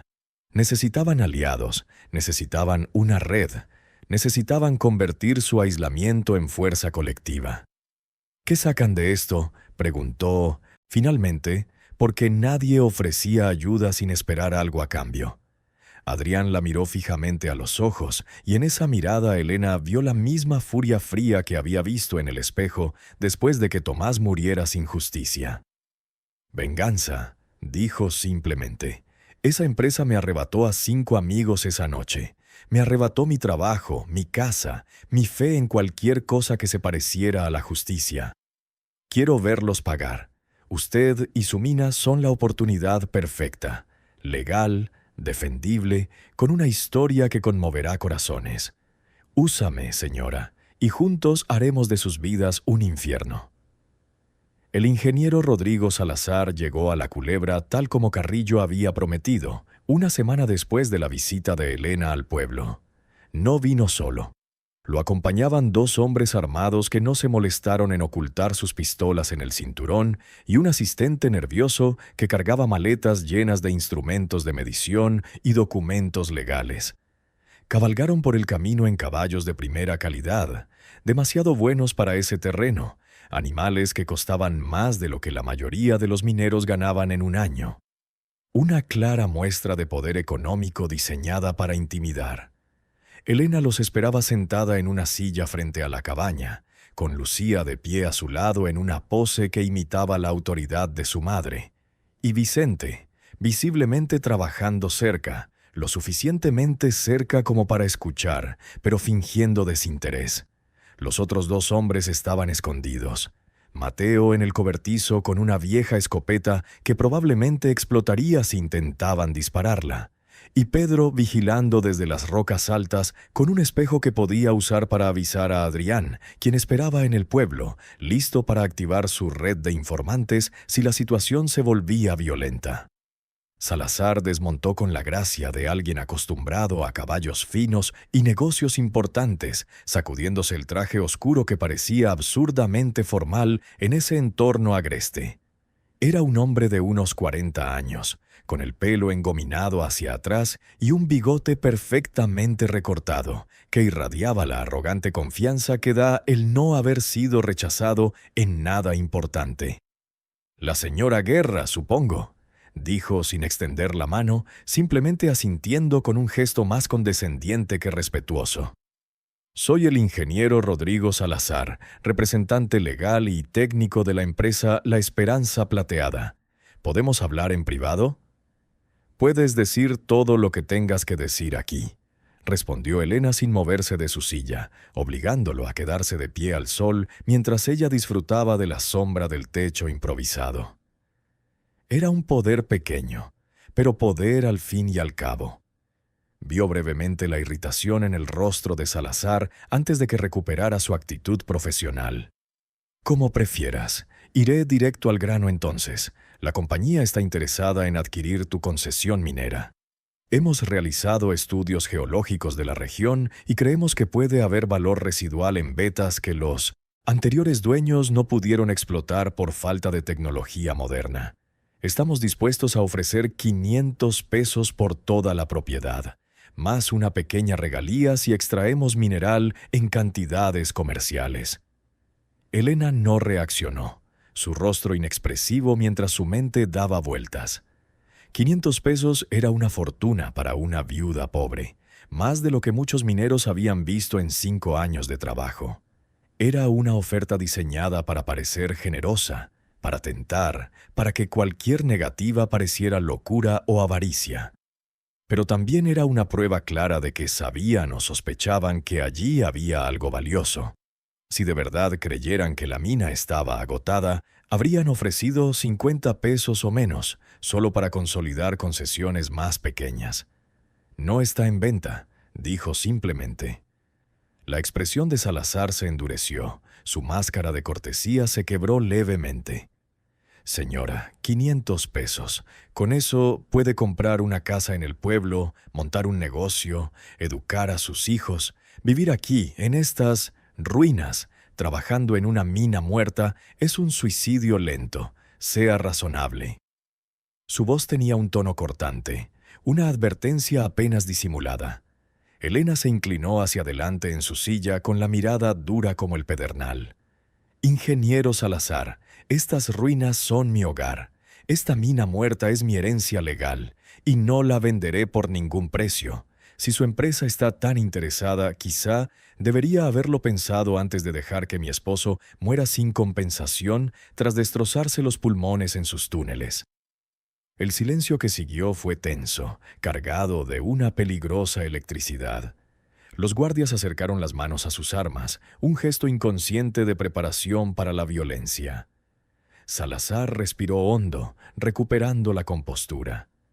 «Entiendo que haya resentimientos, pero los negocios son los negocios, señora. Le sugiero que lo piense bien. Esta oferta tiene fecha de vencimiento. a finales de mes, o la retiramos. Se giró para montar, pero antes de irse añadió con un tono despreocupado que sonaba a pura amenaza. Sería terrible que algo le pasara a su familia, que vive tan aislada aquí. Los accidentes ocurren constantemente en las minas antiguas, derrumbes, inundaciones, incendios, sobre todo cuando gente sin experiencia intenta trabajarlas. Elena se levantó tan rápido que la silla se cayó hacia atrás. ¿Me estás amenazando a mí y a mis hijos? Su voz chasqueó como un látigo, cortando el aire con furia apenas contenida. Salazar la miró con una sonrisa fría. Solo hago observaciones de seguridad, señora. Interprételas como quiera. Espoleó a su caballo y los 4 hombres comenzaron el descenso, dejando tras de sí una nube de polvo y amenazas tácitas que flotaban en el aire como veneno. En cuanto desaparecieron de la vista, Adrián emergió de su escondite entre las rocas más altas, tras haber trepado por un sendero lateral antes del amanecer. «Lo oí todo», dijo con sombría satisfacción. «Y mi hermano también lo va a oír. Amenazar a viudas y niños. Eso vende periódicos». Elena no sintió alivio, solo un profundo cansancio y un terror que le crecía en el pecho como un tumor. Había cruzado el Rubicón. La compañía sabía que no se vendería voluntariamente, lo que significaba que los siguientes pasos serían más oscuros, más peligrosos. Esa noche, mientras intentaban mantener una apariencia de normalidad para los niños, que percibían la tensión como animales antes de una tormenta, Miguel hizo algo que no había hecho en semanas. Habló. «Mamá», dijo con su voz suave y clara, mirándola con esos ojos enormes que parecían ver más de lo que un niño de 4 años debería poder ver. «Viene gente mala. La montaña me lo dijo». Los adultos se quedaron paralizados mirando al niño, que había permanecido prácticamente mudo desde su llegada. «Las piedras hablan cuando realmente las escuchas», continuó Miguel con una certeza inquietante. «Dicen que debemos adentrarnos más profundo, donde la gente mala no pueda entrar». Elena quiso descartar esas palabras como una fantasía infantil, pero había algo en la mirada de Miguel hacia la entrada de la mina, algo en su absoluta seguridad que le provocó escalofríos. Mateo, el curandero, observaba al niño con una expresión que mezclaba asombro y respeto. «En mi pueblo, los niños que hablan con la tierra son bendecidos o maldecidos. A veces, ambas cosas». Se acercó a Miguel arrodillándose para estar a su altura. «¿Qué más dice la montaña, pequeño?» Miguel ladeó la cabeza como si escuchara algo que nadie más podía oír. «Dice que tiene un corazón de plata que late y que nos protegerá». La amenaza llegó tal como Elena temía, pero con una violencia que superó sus peores pesadillas. Era un amanecer de finales de mayo cuando el sonido de múltiples cascos subiendo por el camino la despertó de un sueño intranquilo. Esta vez no eran 3 o 4 jinetes, eran al menos 20 hombres armados, una fuerza invasora que no había venido a negociar, sino a apoderarse por la fuerza de lo que las palabras no habían logrado. Elena saltó de su cuna, despertando a sus hijos con susurros urgentes mientras el corazón le latía con fuerza. «Lucía, coge a tus hermanos y ve al túnel profundo. Ya sabes cuál. No salgas hasta que vaya a buscarte, pase lo que pase». Los niños obedecieron con la silenciosa eficiencia de quienes habían practicado esta huida demasiadas veces, desapareciendo en la oscuridad de la mina como fantasmas. Vicente, Mateo y Pedro ya estaban despiertos, moviéndose con rapidez a pesar de sus limitaciones físicas, tomando las posiciones defensivas que habían planeado durante semanas de preparación paranoica.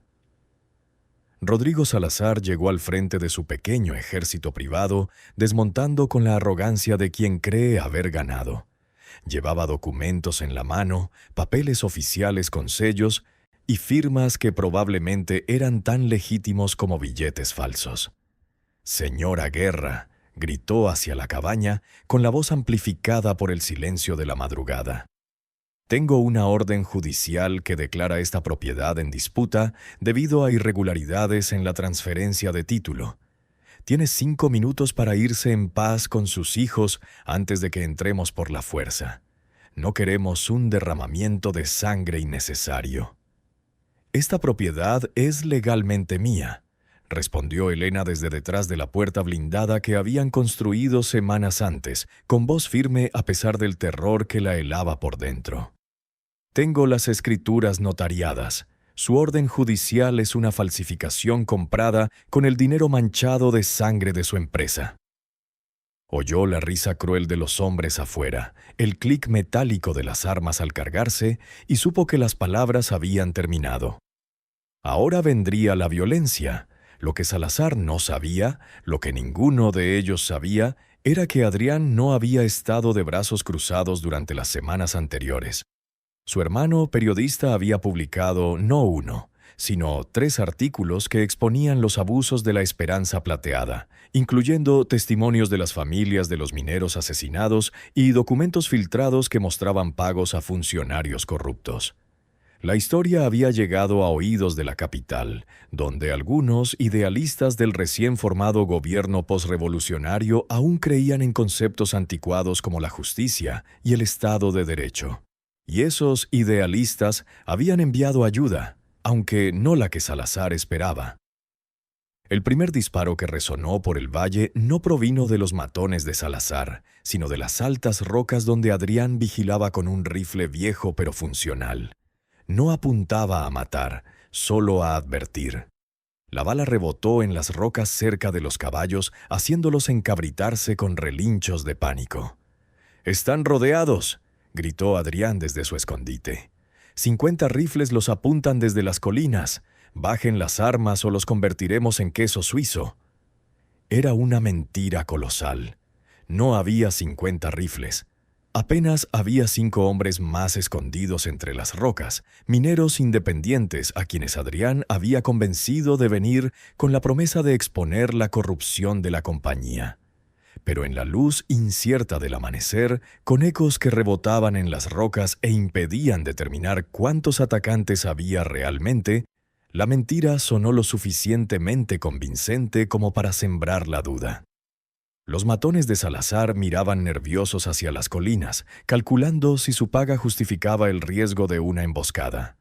Fue entonces cuando llegó la verdadera salvación, en la forma de 3 jinetes que aparecieron en el camino desde el pueblo, galopando con desesperada urgencia.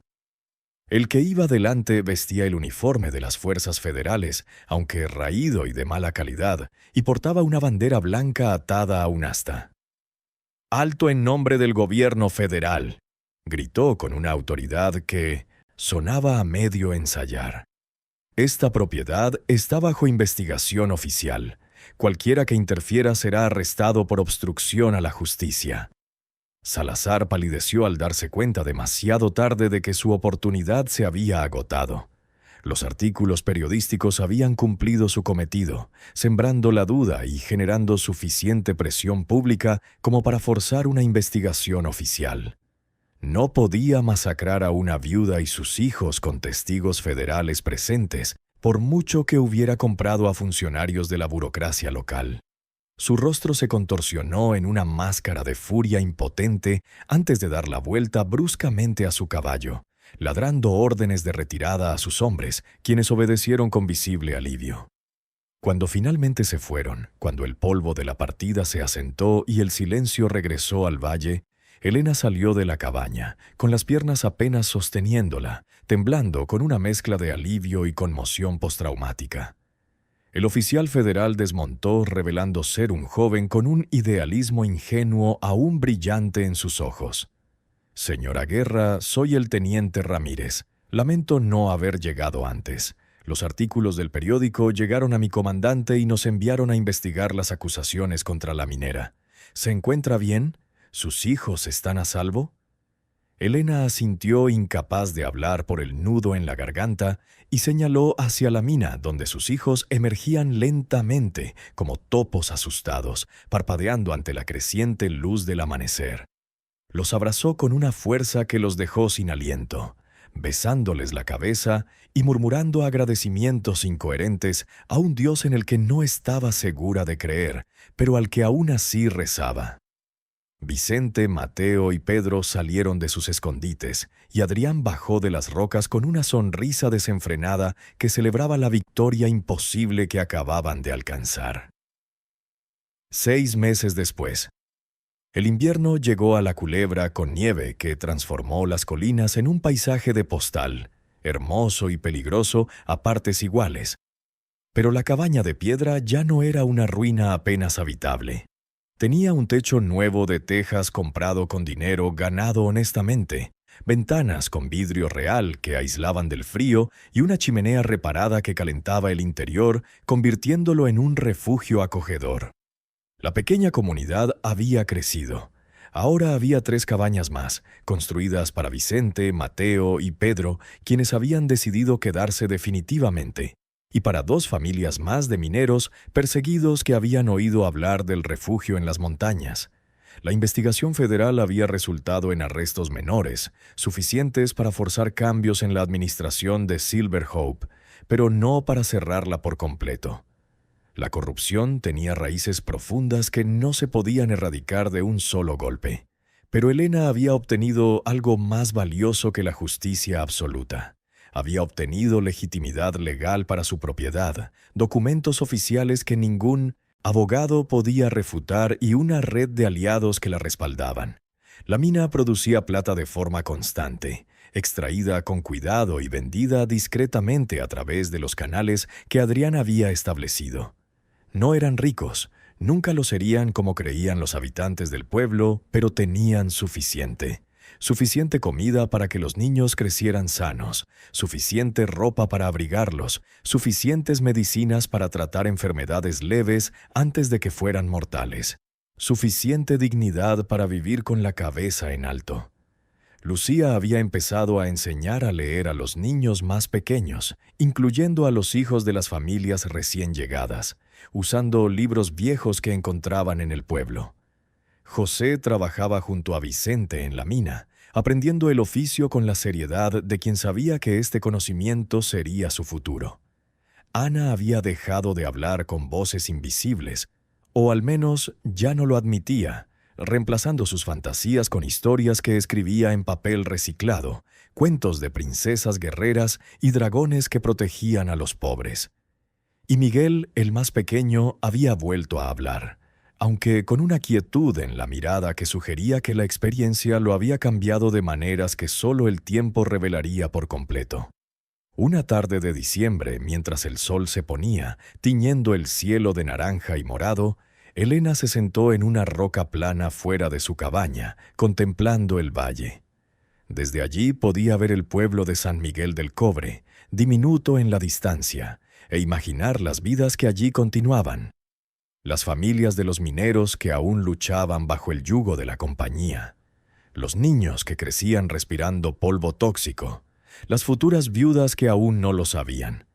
Pensó en Tomás, en cómo había muerto creyendo haberles fallado, y deseó que pudiera verla ahora, ver lo que ella había construido sobre las cenizas de su pérdida. No era el futuro que habían soñado cuando eran jóvenes e ingenuos, pero era un futuro por el que valía la pena vivir.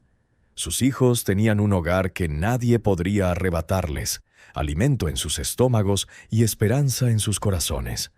Eso era más de lo que millones tenían en ese México posrevolucionario donde la promesa del cambio aún luchaba contra la realidad de una corrupción arraigada. Vicente se acercó con 2 tazas de té de hierba humeante y se sentó a su lado en silenciosa compañía. No necesitaban palabras. Habían sobrevivido juntos, luchado juntos y construido algo imposible en una tierra maldita. La mina que nadie quería había resultado ser justo lo que necesitaban. No solo plata en sus venas, sino refugio en su oscuridad y comunidad en su aislamiento. ¿Crees que volverán?, preguntó Vicente finalmente, mirando hacia el mismo valle. Elena negó con la cabeza, aunque no con absoluta certeza. Eventualmente. La codicia siempre regresa, pero cuando lo hagan estaremos preparados. Ya no somos los desesperados que llegaron aquí con las manos, vacías. Ahora somos algo más. No sabía exactamente qué eran, cómo llamar a esta familia construida a partir de fragmentos rotos, pero sabía que era algo fuerte, algo que valía la pena defender. Dentro de la cabaña oyó la risa de sus hijos mezclándose con las voces de los demás, un sonido que temía no volver a oír nunca más durante aquellos días oscuros tras la muerte de Tomás. El sonido de la vida que continuaba, de la esperanza que se negaba a morir incluso en los lugares más insospechados. La viuda había heredado la mina que nadie tocaba y la había convertido en un hogar que nadie podía arrebatarle. No porque tuviera ejércitos ni riquezas infinitas, sino porque tenía algo más valioso. Tenía gente dispuesta a luchar por ella, y ella estaba dispuesta a luchar por ellos. En un mundo que trataba a los pobres como desechables, habían construido su propio pequeño mundo donde cada vida importaba, donde cada boca alimentada era una victoria contra el olvido. Y en lo profundo de la montaña, en las oscuras galerías donde la plata brillaba bajo la luz de las lámparas, el corazón de piedra de la culebra seguía latiendo, guardando sus secretos, protegiendo a sus habitantes, esperando pacientemente el futuro que construirían juntos, un día a la vez. Gracias por escuchar hasta el final. Si esta historia te conmovió, compártela con alguien que necesite recordar que la esperanza existe incluso en los momentos más oscuros. Suscríbete si aún no lo has hecho, y nos vemos en la próxima historia.